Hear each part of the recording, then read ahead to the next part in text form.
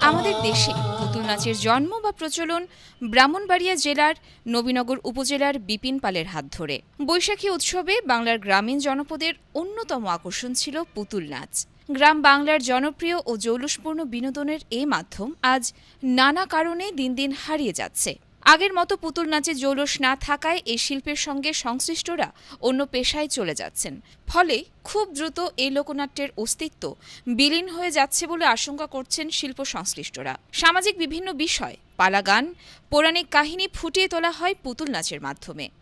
দেশীয় এই ঐতিহ্য যখন হারিয়ে যাবার পথে, তখন একে বাঁচিয়ে রাখতে ও জীবন্ত রূপ দান করতে ক্ষুদে শিক্ষার্থীদের নিয়ে আয়োজন করা হলো পুতুল নাচের।